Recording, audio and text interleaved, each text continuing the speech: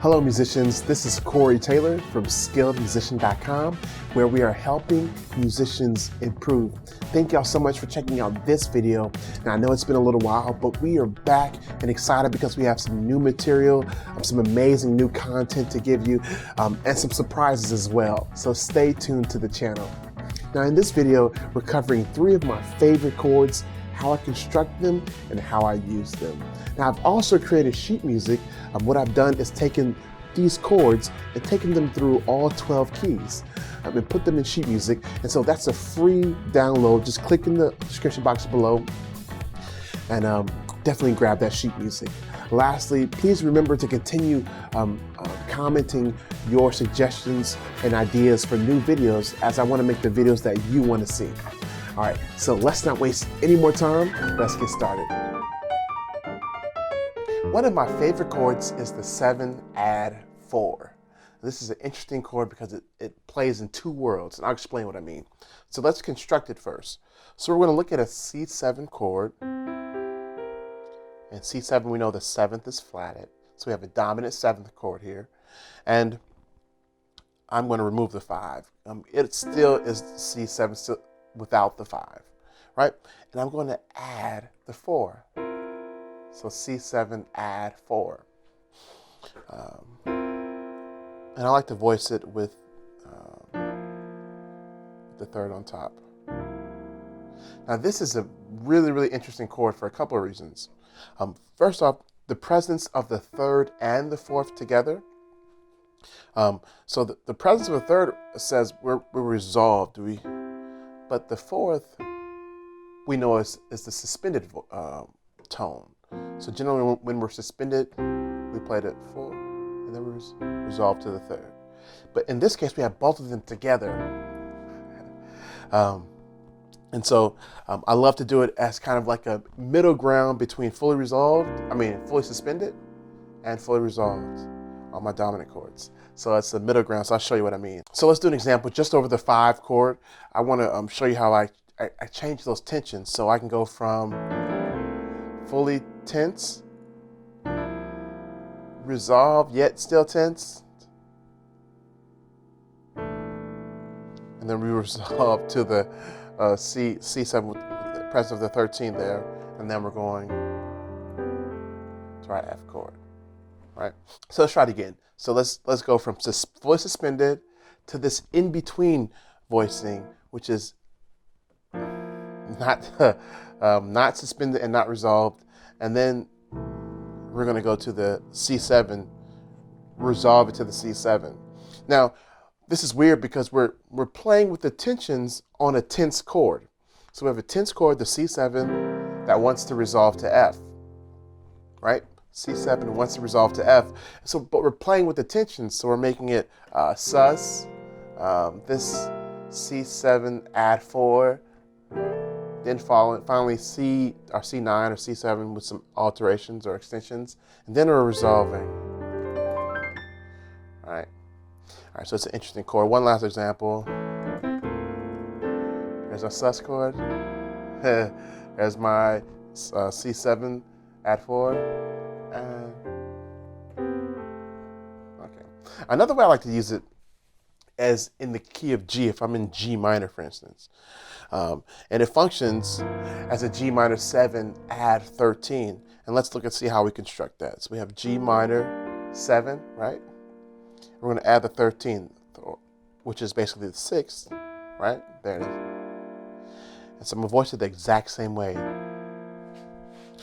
And so it's pretty cool because it gives you this kind of smooth sound on the bottom, but this really dissonant sound on top, which is fun to play around with, especially when you're kind of like in a minor vamp. Let's kind of vamp in G minor and see if we can't demonstrate it. There it is right there.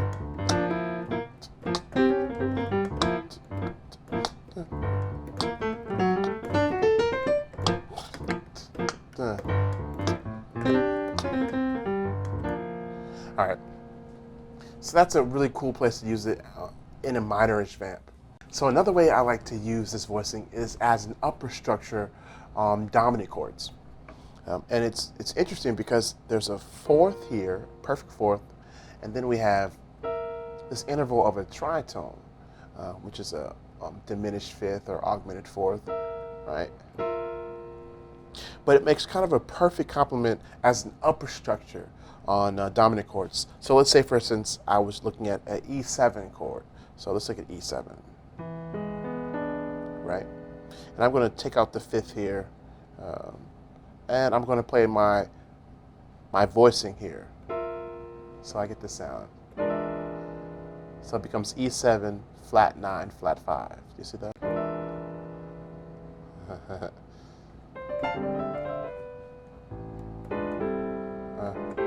All right, let's do it in the context of a 2-5-1 progression to A minor. So we have B half diminished seventh to our E7 with this alterations to flat 9 and to flat 5 using that particular voicing, and to A minor. So here it is.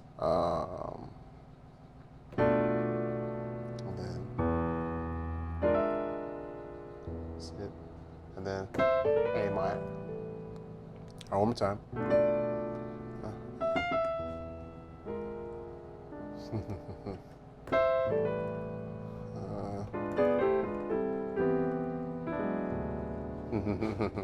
All right, so this is one voicing that I particularly love. So one interesting thing you can do is do this also over B flat, which happens to be a tritone away from the E.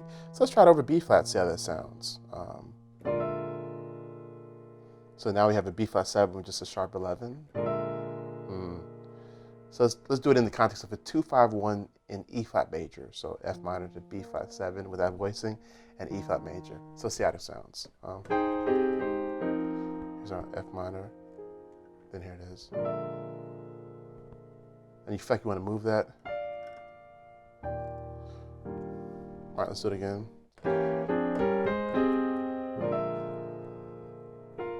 And then,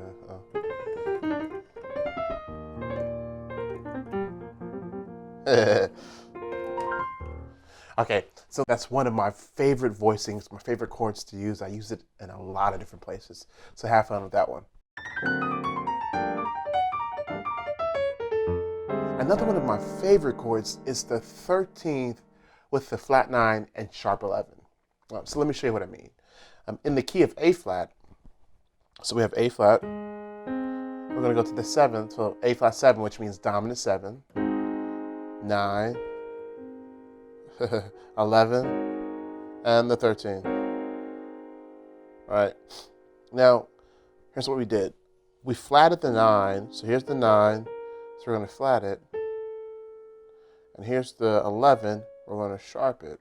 And there's our chord, A flat 13, flat 9, sharp 11. But I don't voice it like this. This is not a pleasant voicing, a nice sounding one. I voice it like this. And so we have the tension in the middle here. And right? And I use it in several places. I use it as a pass to 4. So if I'm in the key of A flat, right, and I want to go to the D flat major, right, I might go,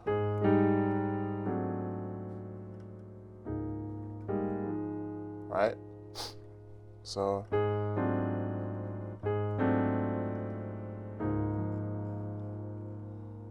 you see that? And I might play it rootless, or put the root right here, so I have this really a crunch.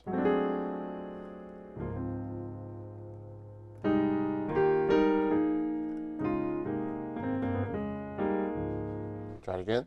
So, all right. That's a really fun sound. I also use it in a weird way as a tension on 1. So I use it actually as my 1 chord. So let's say we're finishing up a song, right? And now I'm going to resolve to 1. And normally you would think, but in this case, I'm going to resolve here. And then you can go ahead and resolve it if you like. I also use this song on endings, but instead of just holding it like I just did there, I'll do this. So I'm gonna bring this A flat up here. And so now I'm gonna have my right hand play this portion of the chord, the A, C, D, and F, and my left hand play the F sharp and A flat. And I'll just arpeggio up the piano.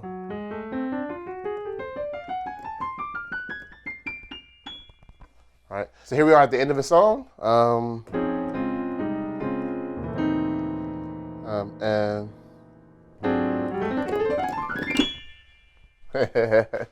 so that's a fun ending. One of the things I like to do with dominant chords is move them through the diminished cycle.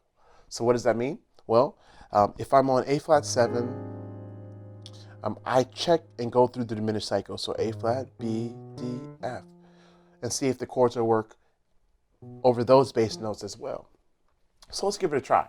So we have A flat, our voicing here, right? Let's try it over B.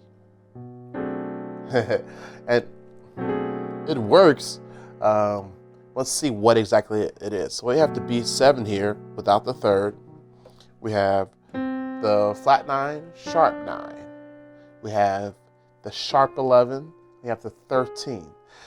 And so this chord has so many alterations beyond the 7th that at this point it just might be called B7 altered, right? Because it has so many. All right, so let's do this in the context of a 2-5-1 in the key of E major. So F sharp minor 7, B7 to E major. Here it is. High chord. I hit it.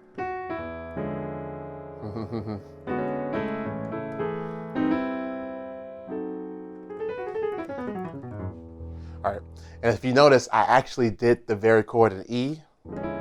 I took out the sharp 11, I didn't put it in, but it's the same chord, right? So it works over B, this very same voicing.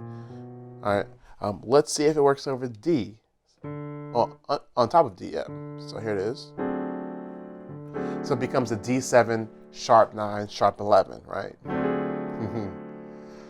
All right, so let's do that in the context of a 2-5-1 in G major. So let's do, and then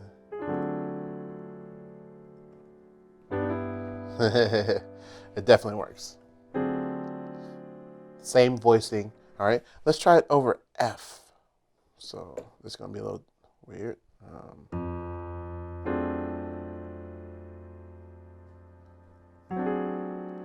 This is an interesting voicing. So let's kind of see what we have here. So you have the root, you have the flat 9, 3rd, 5th, 13th, root again, sharp 9. We're missing the 7.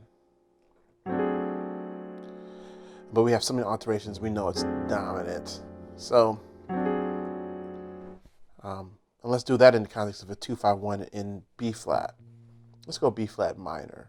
So let's go.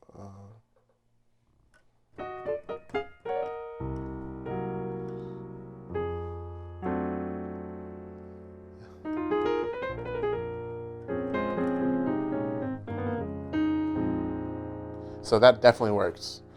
So let's try it just basically a 5-1 now. Let's do it again just as a 5-1. So F to B flat minor. So this F altered dominant chord to B flat minor. Here it is. Definitely works. So this very chord works over all 4 notes in this kind of diminished cycle, right?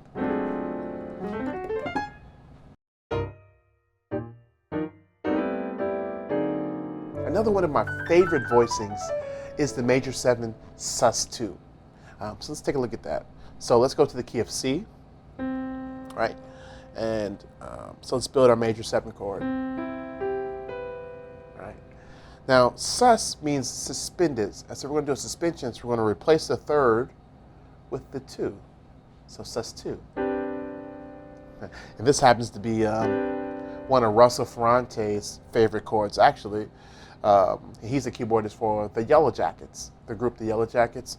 But this isn't the chord the way I like to play it. I actually like to play it voiced like this. This is probably one of my most used and favorite voicings. And so we have this tension here on the bottom and this open sounding voicing on top. And so together, this is beautiful. And so I loved using it.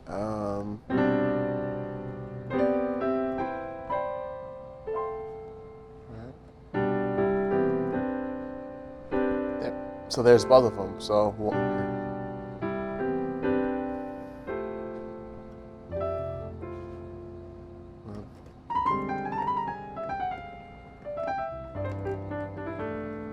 let's try it again.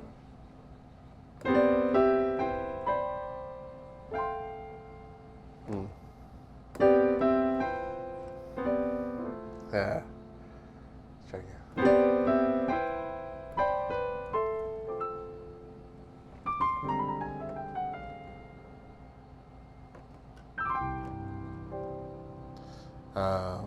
Let's do it in the key of D, just for fun.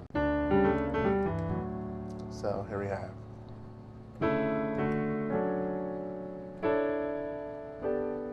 So that's both versions. Here's mine. Mine again. I like to use this chord as a tension kind of on the one, to kind of create tension that help me pass to, say, a 4 chord. So in the key of D, there it is. Yeah.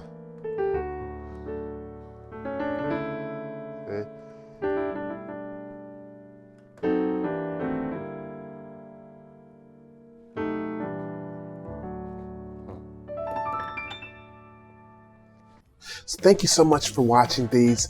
I hope you're able to take 1, 2, or even all 3 of these chords and put them into your vocabulary. Now remember, as I always say, master one at a time and get it under your fingertips really, really well through all 12 keys. And then move on to the next one, as this will help it stick in your vocabulary. And also remember to comment and suggest your ideas for new videos, as I want to make the videos that you would like to see. So again, my name is Corey Taylor from SkilledMusician.com, where we are helping musicians improve.